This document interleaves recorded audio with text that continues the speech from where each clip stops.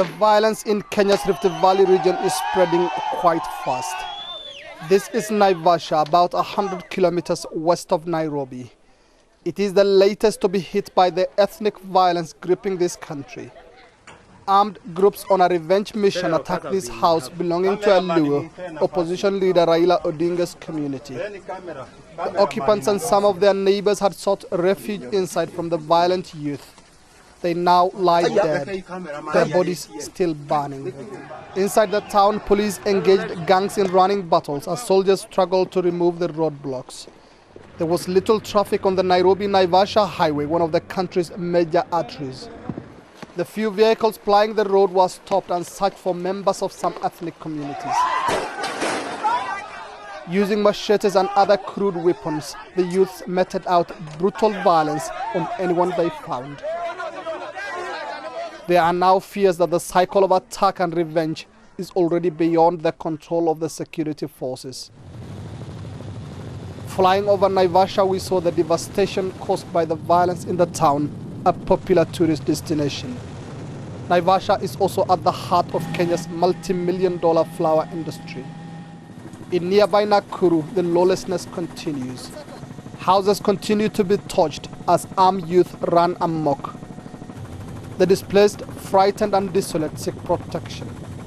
Here, hundreds of families have sought refuge in a church. It cannot accommodate them all, and many have to live in the open. The Kenya Army deployed to quell the violence tries to help some of the displaced get away from the misery. We are in Afraha Stadium in Nakuru, which is home to thousands of people displaced from their homes. They have with them the little they managed to salvage from their destroyed houses. And here, those who have just arrived are queuing to register. They will have to do so, or else they don't get any help. Rose Gamoye is lucky to be alive. Her home was destroyed by armed gangs who killed some of her neighbors. They came with machetes and were slashing people to death. I saw a schoolboy, his head was split in two. They were burning the houses of those that they killed. We've seen horrors here. The displaced are well guarded in the stadium, but it's all they have.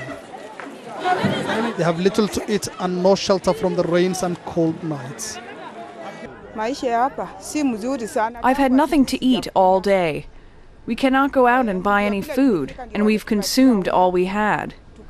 We just need to be taken away from here to our rural homes. And the government is struggling to bring the bloodshed to an end. We caught up with the Rift Valley Provincial Commissioner just before he embarked on another aerial survey of the situation.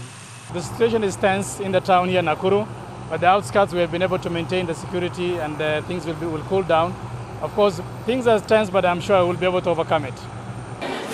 And as the violence continues, the displaced in Nakuru are too afraid to go home. Some say they will wait here for calm to return. But for others, what they've just witnessed is just too harrowing, and they say they just want a safe passage out of the town.